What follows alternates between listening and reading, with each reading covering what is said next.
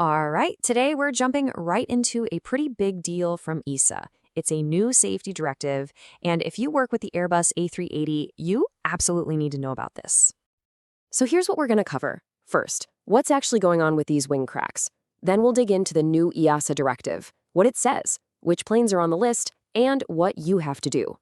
We'll also hit those super urgent deadlines and wrap up with the main things you need to remember. First things first, what's the problem that kicked all this off? Well, it's a pretty serious structural issue that's been found on the world's largest passenger jet.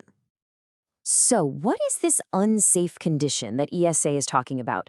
Well, it's a worrying trend that inspectors started noticing in the fleet, and it was serious enough to require mandatory action. Okay, so the heart of the issue is this. Reports started coming in about cracks being found in the wing outer rear spars, or the ORS. Now, this isn't some minor bracket. We're talking about a supercritical load-bearing part of the A380's massive wing, specifically between rib 33 and rib 49. And look, EASA isn't messing around with the language here. This is a direct quote from the AD. Could reduce the structural integrity of the affected wing.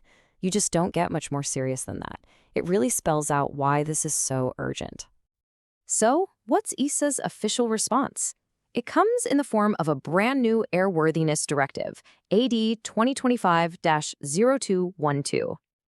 And just to be crystal clear on what an Airworthiness Directive, or AD, really is, this isn't a friendly suggestion.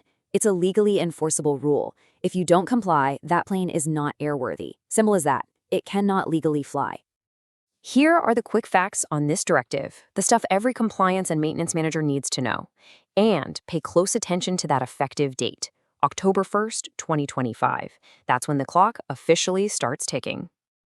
Now, for the million-dollar question for any A380 operator out there, is your fleet affected? Let's get into the specifics of who this applies to. The AD hones in on these three specific variants of the A380. So if you operate any of these, you definitely need to pay attention to the next slide because it gets even more granular. And they get even more specific. The AD breaks down the affected planes into 4 distinct groups based on their manufacturer's serial numbers, their MSNs. You absolutely have to know which group your aircraft is in because, as you're about to see, that determines your deadline. All right, so we know the problem and we know who's affected. Let's break down what exactly needs to be done. What are the required actions? Okay, so the game plan is a really clear 4-step process, all laid out in an Airbus service bulletin. First, you've got to do a special detailed inspection, an SDI, but here's the absolute kicker. If you find anything, any crack at all, that plane is grounded, period. You have to get in touch with Airbus for a repair plan before it can fly again. And no matter what you find, even if it's all clear, you've got 30 days to report those results. And this is maybe the most critical piece of this entire update. Thanks to some new analysis, EASA has moved up the deadlines. The timeline is now much, much tighter than before. Yeah, the bottom line here is that a fresh look at the data has changed the game. EASA has decided the risk is higher than they thought, and these inspections need to happen sooner, which means the old timeline from the previous AD is out the window. So this is why knowing your MSN group is everything. If you're in Group 1, you've got a super tight 2-month window to get this done. The deadlines get a little longer for the other groups, but check out that asterisk on Group 4. It's 15 months or 13 8 months from the wing box assembly date, whichever one comes up sooner. You gotta watch that. And don't think this is a one-and-done deal. Nope. This inspection is now a recurring task. It has to be done every 36 months for the rest of these airplanes' service lives. All right, let's pull all this together and clear up a really important point about how this new AD plays with the old one. Now, this is a really important point, so listen up. When you comply with this new AD, you've taken care of the requirements for the wing outer rear spar from the old AD.